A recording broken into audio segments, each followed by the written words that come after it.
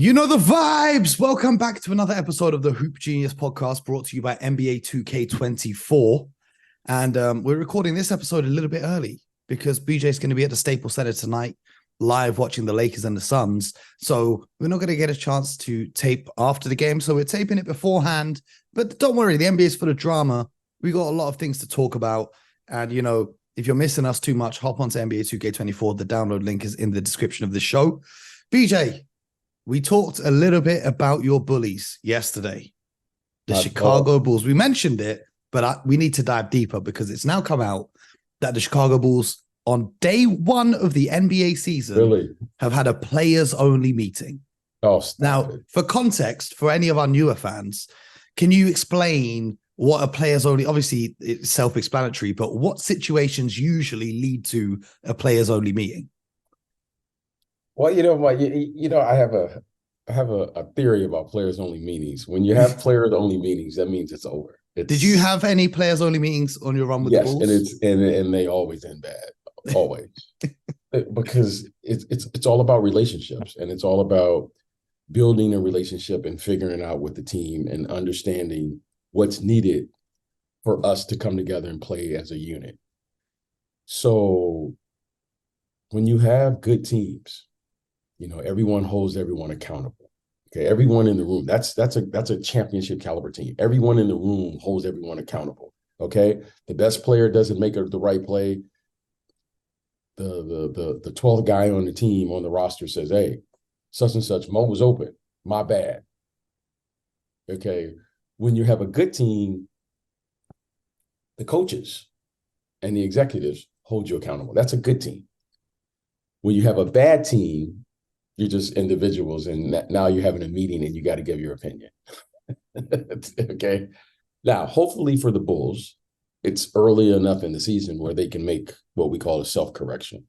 So clearly something is going on internally with this team.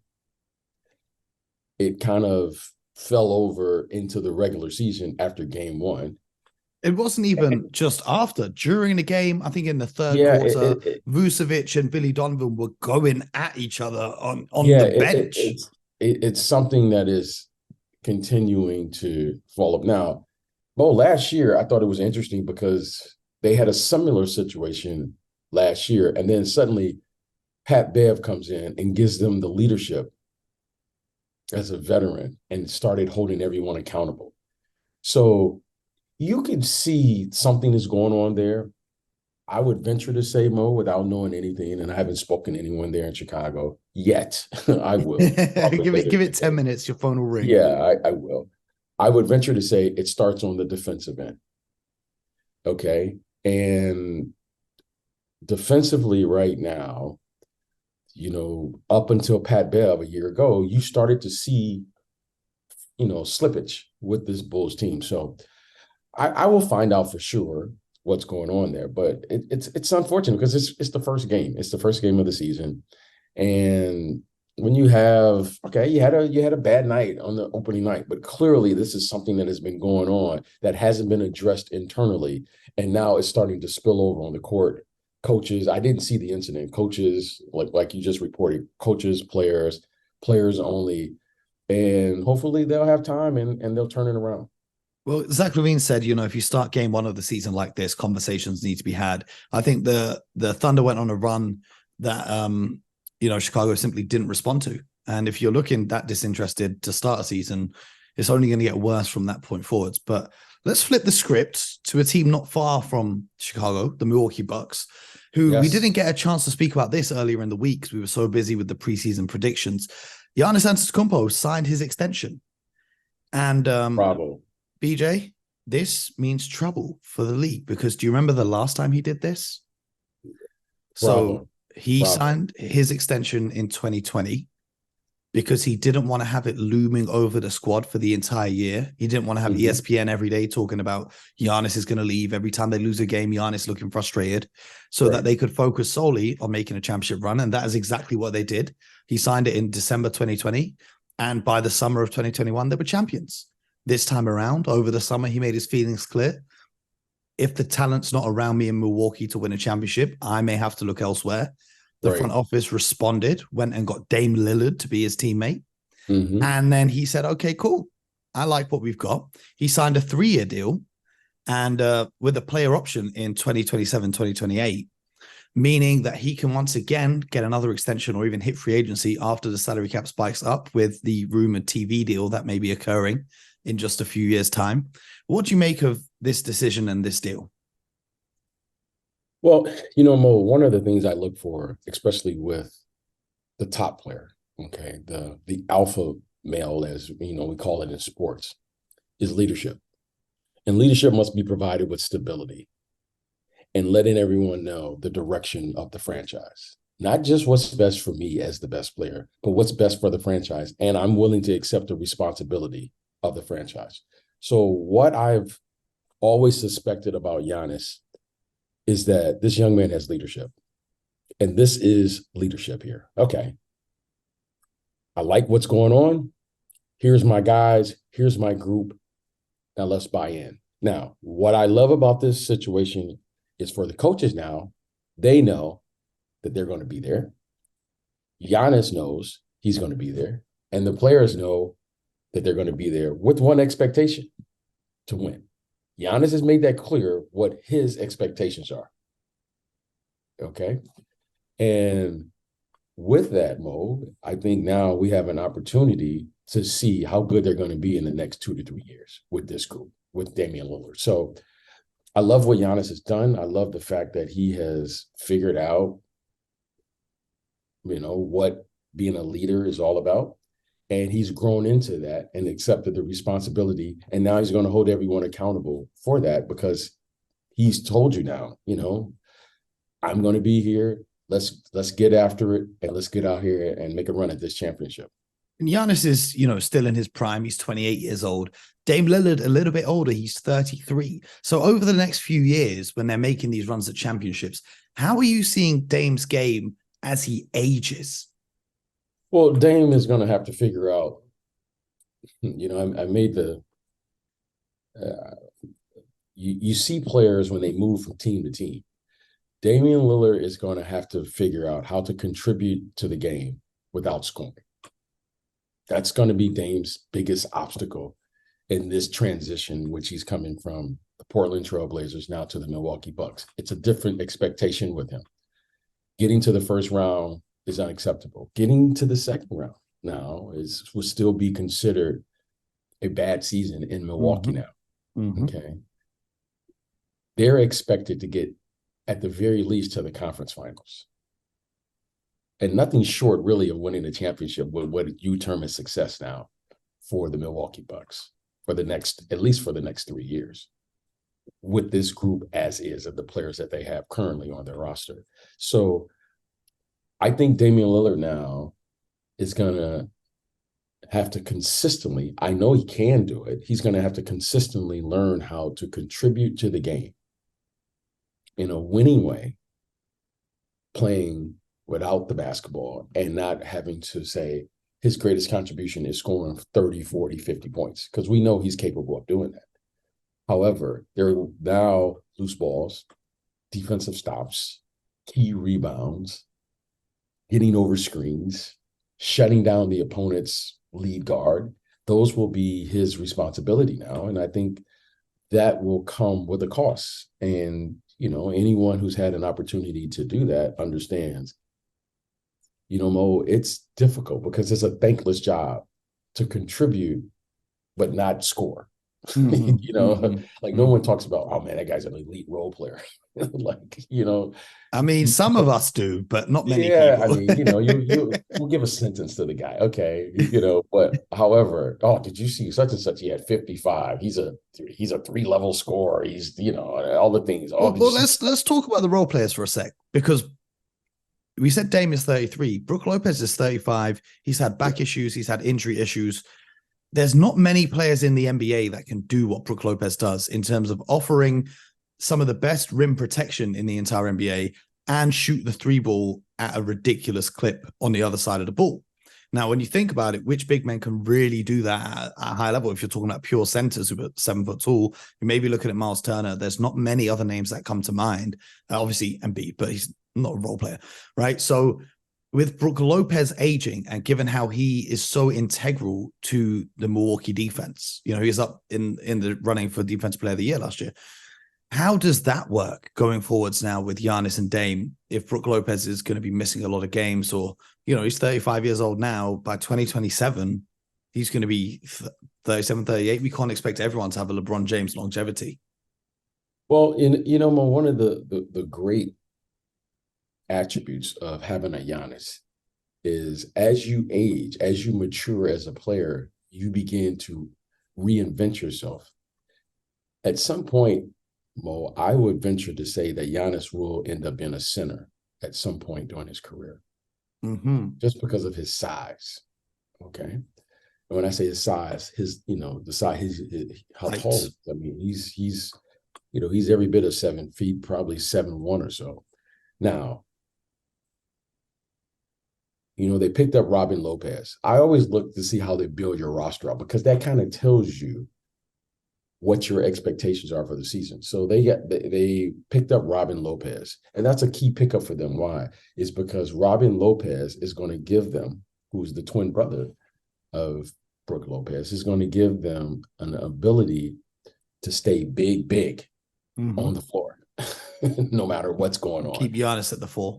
And or even Giannis at the 3 if you want to get crazy. Put Bobby Portis at the 4. It will give them. So what you do, and Mo, I talked to it, and I haven't said it this year yet, but let's get to it in day 2. Roster construction is we back. It's a true art. If you didn't think we were back, we're back.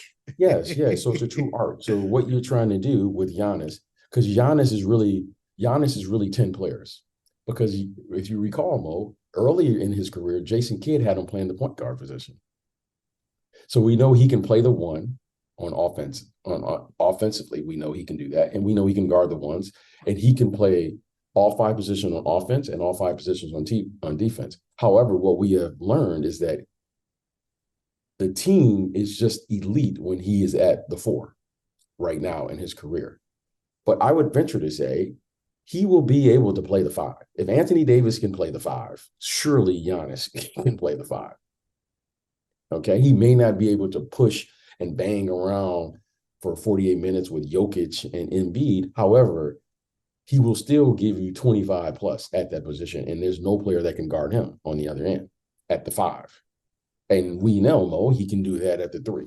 So as he ages, he probably will mature into a 5. And I think what they're saying is, if you go small, Bobby Portis and Giannis can go 4 or 5 with any small ball lineup in the league. And I think that's elite.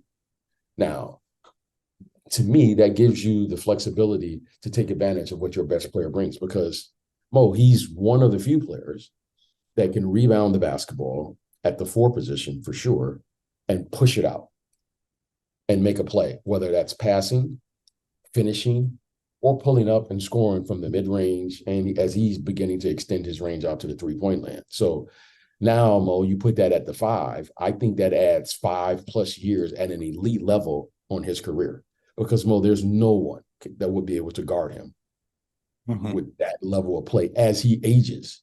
Okay, Mo? So as he ages, now you're going to see him. And he can get even stronger. Yeah, he's going to get stronger. He's going to be better, and he may have lost a step. Okay. But that step will still be the fastest guy at the 5 position. So I think he will have an ability to age gracefully in this league because of the work he's putting in now, and his ability to say, okay, how can I contribute to the game without scoring? Because he had to do that earlier in his career because he wasn't a great scorer. But defensively is probably his natural instincts, but now he's able to score, draw double teams, pass, do all the other things. And now, in my opinion, he's the most impactful game in basketball because of it. Absolutely. I'm interested to see how it all unfolds. I've got to make an apology here. On yesterday's show, we talked about a quote from LeBron James that was actually taken out of context and went viral across social media. They didn't include the fact that the reporter was asking him about his individual performance, and that's why the quote came out like that. Yeah. But what did come out also today is that LeBron was wearing a mic during the game last night. So we got an insight into hearing what he's saying during the game.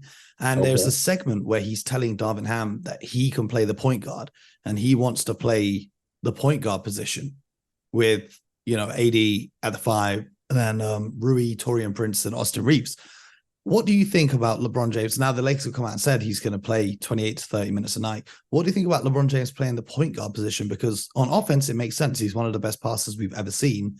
But defensively, some of these point guards are quick nowadays. And I'm not saying LeBron's not quick enough to keep up with them. Or, Austin Reeves will take the primary guy. But it's a lot of running for an old man. Here's what I've said. I've watched LeBron James since a freshman in high school. Okay, I was one of the few probably that's still around the game that can say I truly have seen this young man's basketball career starting in the 9th grade in high school. LeBron James has always been most effective with the ball in his hands. Mm-hmm. That hasn't changed. Every year, everyone tries to put him into a position so that you can allow your team to grow and play and all those things. Even when he went to Miami, they tried to have him and Dwayne Wade run on the wings. And finally, you had to say LeBron James is a player who needs to play with the ball in his hands. Now, that's what's so surprising about him and this accomplishment, that when I first saw him, I never looked at him and said, I thought he was going to be score the most points ever in the history of the NBA, other than the longevity, because he was going to be able to play starting at such a young age, right? Where Kareem Abdul-Jabbar, didn't go to the NBA straight from high school. Yeah, 4 years. He had 4 years of college, or three years? 4 years. Okay, 4 years. Yeah. So if you put 4 years of college that he was playing in college and you put that in the NBA, he would have scored over 40,000 points without question. Okay, just as LeBron James will do. So I think LeBron James has always tried to play without the ball, but he always needs the ball. Yeah, and I think it's a waste if he's off the ball because of his IQ and his vision. Like, why would you not want the ball in his hands? Well, okay. So let's talk about that. Okay, so the way the game is played now, the game is played downhill, right? When you have lead guards who can play downhill, that's an advantage. Why? Because of the way the game is refereed now, right? You can't put a hand on a guy. Well, we keep saying this about LeBron James. He's aging. Does he show you the flashes? Yes. But Mo, at 38 years of age, I'm not expecting my lead guard at 38 to push the pace. So on one hand, we want to ask him to be a lead guard, play with speed and quickness. Now, if there's one thing that diminishes with age, it's speed and quickness. He's still a very effective player, but you got to just be effective in a different way. So on one hand, Mo, Father Time catches up with everyone. So on one hand, we're asking LeBron at 38, right? Is he 38, 39, somewhere around year 21? Whatever it is. Yeah, 39 he's still a very effective player, scoring what do you average, about 25, 26 points a game a year ago? Okay, so he's clearly still effective. However, in today's game, there is an elite need to play downhill. Why? Because of pace and space. So if you're telling me LeBron James for 82 games is going to carry that level of energy for 35 plus minutes. Mo, I'm just looking at the math of it. No, that's not happening. Do I think he can do it from time to time? Absolutely.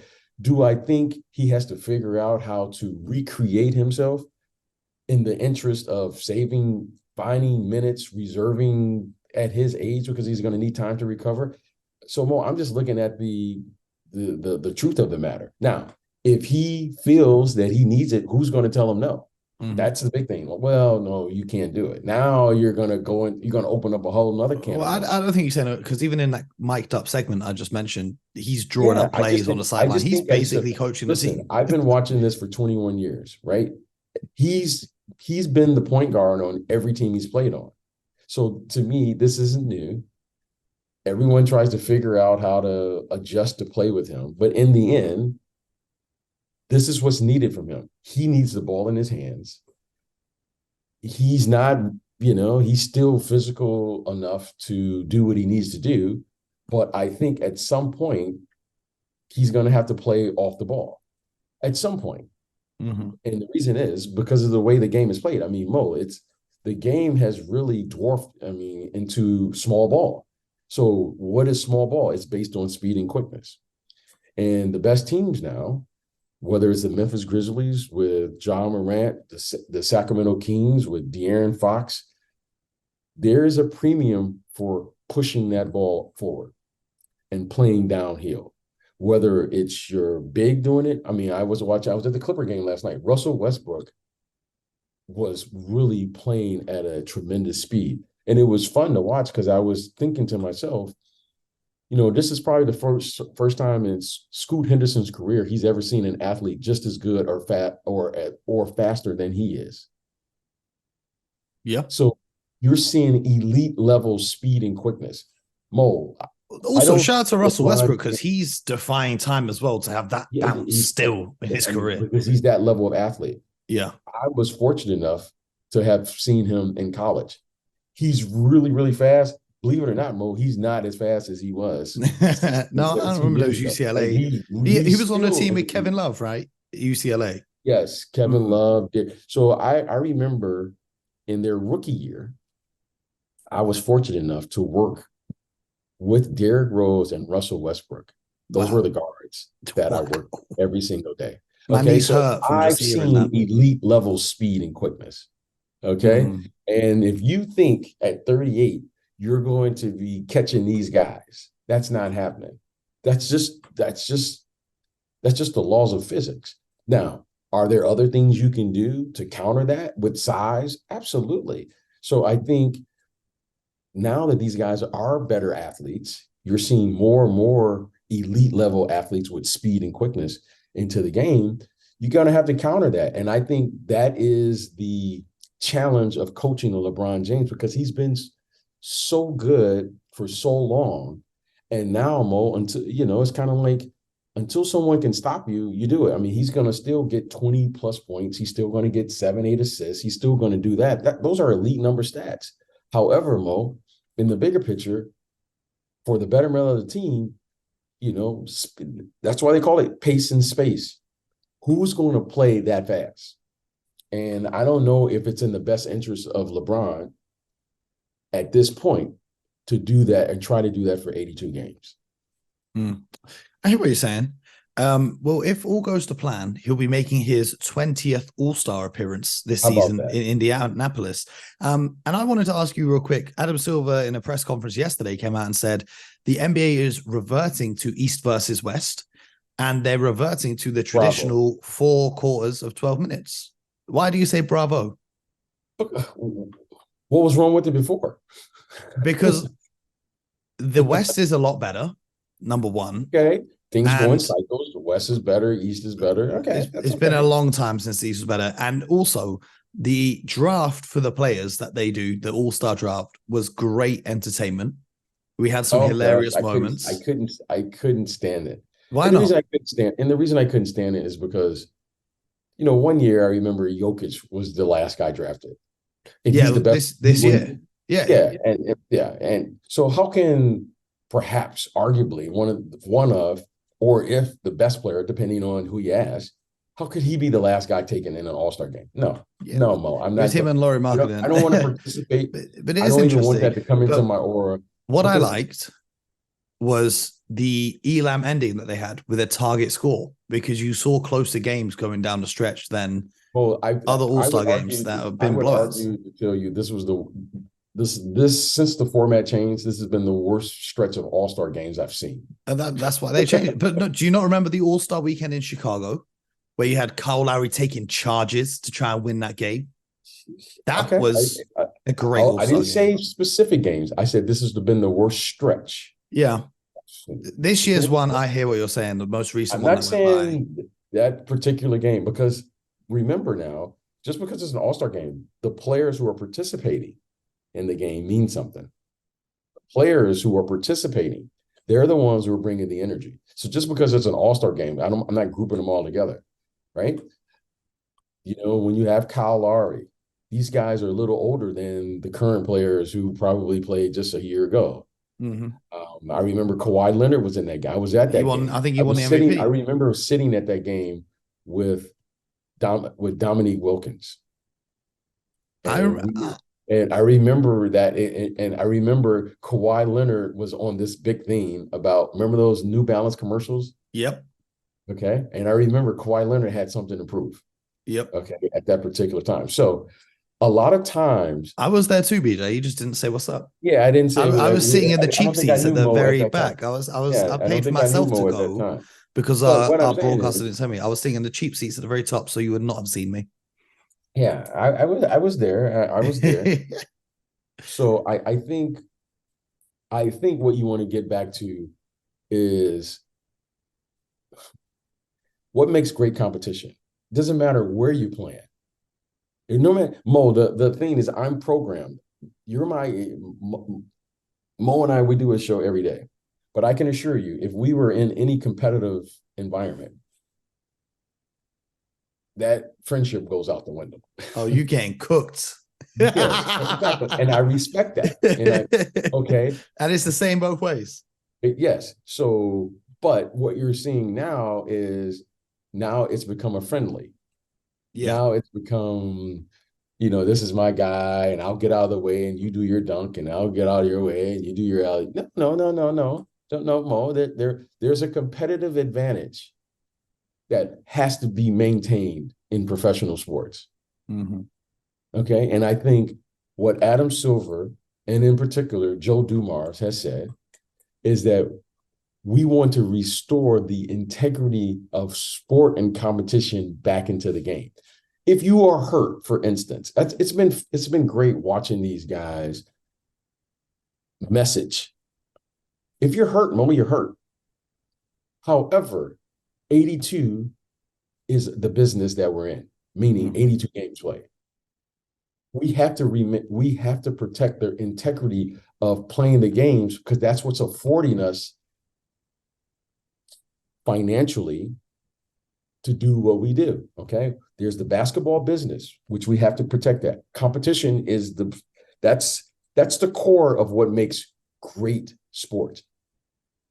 When you have a rivalry, Mo, and you're the other team, and you don't like them as much as they don't like you, that's great theater. I miss that. We don't really have many rivalries in the NBA anymore. This is why? Because they're all friends. They're all friends in the summer. Yeah. Okay. However, Mo, there's the basketball business. We have to get back to competition. The second thing is, what is the business of basketball? We have a responsibility to come out there and play. And we have a responsibility to play for the fans, for our families, and most importantly, for ourselves. The game, right? This game, and we have to protect that. Why? Because there's the next generation that's coming. So we have to take stewardship of that. And it makes this the most unique game ever in the world. We play 82 games, Mo. We talk about all the other things, skill and all those things, Mo. Just playing 82 games, right? We should be giving out awards for who can play 82 games. Because, Mo, the most difficult thing I've done, one of the most difficult things I've ever did as a professional athlete, was to find a way to play 82 games, because that's no joke. And I don't care how much you train. I don't care how much sleep you get, how much stretching you do, whatever. Shout out to Kevon Looney. Back-to-back seasons, he's now done 82 games. That's what I'm saying. Mo, that needs to be recognized now, because that requires not only just physical toughness, mental toughness to come out there and find a way to get through that grind for an entire year. Yep. Well, let's see how All-Star Weekend unfolds. But before that, we've got a lot of basketball on its way. So make sure you'll stay locked in to the Hoop Genius podcast. We'll be back on Monday morning, nice and early, to catch you up on everything that went down over the weekend. So make sure you subscribe, YouTube, Spotify, Apple, wherever you get your podcasts. Stay locked in with us. Most importantly, get buckets.